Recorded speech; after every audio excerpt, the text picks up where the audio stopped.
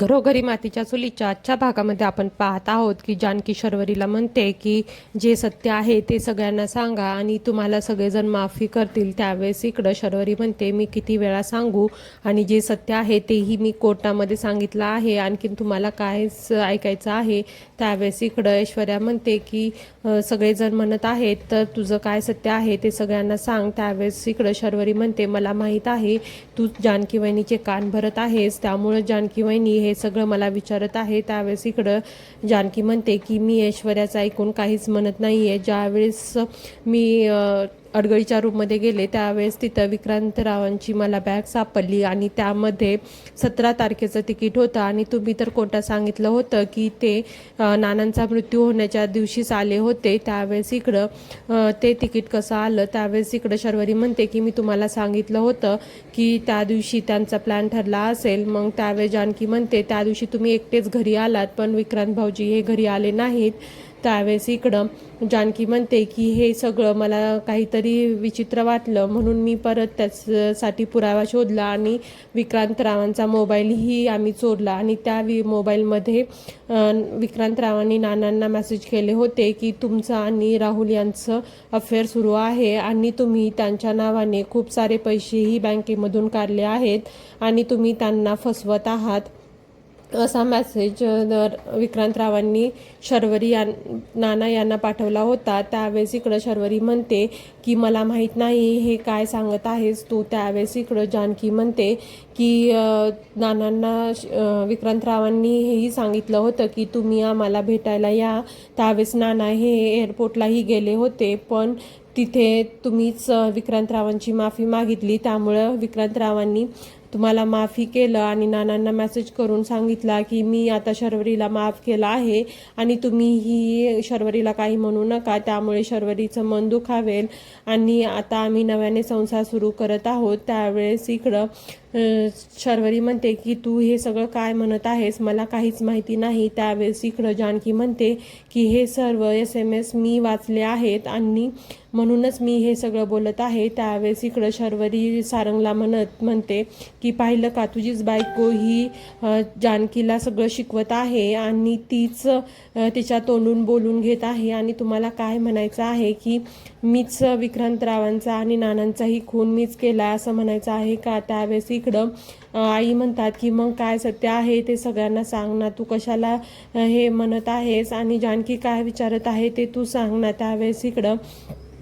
शर्वरी म्हणते की आई तुझाही माझ्यावरती विश्वास नाही आहे आणि तूही आता तिचीच बाजू घेणार. त्यावेळेस इकडं ऐश्वर्या म्हणते की मी काहीच केलेलं नाही आणि जे सत्य आहे ते सगळ्यांसमोर सांगा. त्यावेळेस इकडं राहुल म्हणतो की तुम्ही माझ्या बायकोवरती असं प्रेशर आणू शकत नाही आणि आम्ही घर सोडून जाणार आहोत. त्यावेळेस इकडं अवंतिका म्हणते की एवढा मोठा आरोप करण्या अगोदर आम्ही काहीतरी पुरावा असल्याशिवाय आम्ही बोलत नाही. त्यावेळेस इकडं आई म्हणतात की हे सगळं काय सुरू आहे, तुम्ही एकमेकावरती असं का ओढत आहात आणि का आरोप करत आहात, काय सत्य आहे ते सगळ्यासमोर येऊ द्या.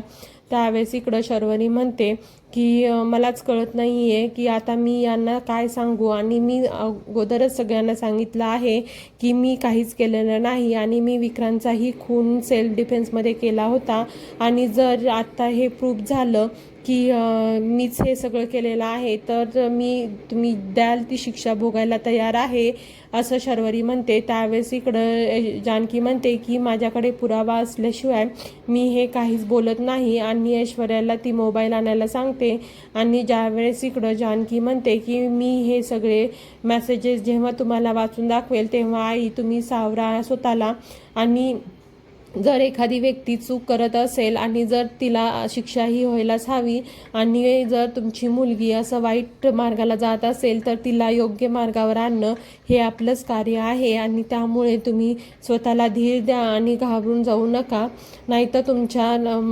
तब्येतीवरती येईल. त्यावेळेस इकडं जानकी म्हणते की असं काही होणार नाही आणि ऐश्वर्याला मोबाईल आणायला सांगते आणि मोबाईल जानकी पाहत असते की मोबाईलमध्ये असलेले मेसेजेस काय आहेत मी ते वाचून दाखवते असं सांगते. त्यावेळेस इकडं सगळेजण म्हणतात की काय आहे ते आम्हालाही कळू द्या आणि काय आहे ते सत्य काय ते सगळ्यांसमोर येईल. त्यावेळेस इकडं जानकी तो मोबाईल बघते. त्यावेळेस त्या मोबाईलमध्ये असलेले सर्व मेसेजेस हे निघून गेलेले असते त्यावेळेस इकडं शर्वरी म्हणते की काय आहे त्या मोबाईलमध्ये आणि मलाही कळू द्या आणि काय आहे ते वाचून दाखवा. त्यावेळेस इकडं जानकी म्हणते की या मोबाईलमधले मेसेजेस हे कुठे गेले आहे. त्यावेळेस इकडं ऐश्वर्याला माहीत नसतं आणि ऐश्वर्या म्हणते की शर्वरी ताई तुम्हाला तर खूप घाई आहे.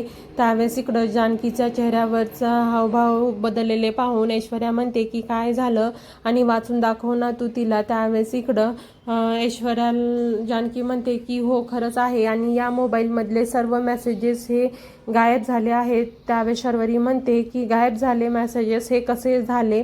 त्यावेळेस इकडं जानकी म्हणते की तुम्हाला कसं माहीत झालं की मोबाईलमधून मेसेजेस हे गायब झाले आहेत. त्यावेळेस ऐश्वर्या पाहते त्यावेळेस तीही म्हणते की मोबाईलमध्ये असलेले सर्व मेसेजेस हे गायब झाले आहेत. त्यावेळेस या तिघींच्याही चेहऱ्यावरचा रंग उडालेला पाहून शर्वरी म्हणते की तू पाहिलं आहेस नाही काही आरोप करत आहेत या तिघीजणी आणि याच तिघीजणी मला या घरातून बाहेर घालण्याचाही प्रयत्न करत आहेत आणि आपल्या माणसामध्ये माझ्या मनाबद्दल तक्रारीची भावनाही निर्माण करत आहे. त्यावेळेस इकडं ऋषिकेश म्हणतात की जानकी हे सगळं काय आहे आणि तुझ्याकडे काहीच पुरावा नसताना तू शर्वरीला असं का म्हणत आहेस. त्यावेळेस इकडं शर्वरी म्हणते की हे सगळं सारंगची बायको म्हणजेच ऐश्वर्याने सगळं केलं आहे म्हणून मी सुरुवातीला सांगत होते की तुझ्या बायकोला आवर घाल. त्यावेळेस इकडं सारंग म्हणतात की आता बस झालं आणि एकमेकावरती आरोप करणं थांबवा. त्यावेळेस इकडं जानकी म्हणते की मी खरं सांगत आहे आणि त्यामध्ये सर्व मेसेजेस होते.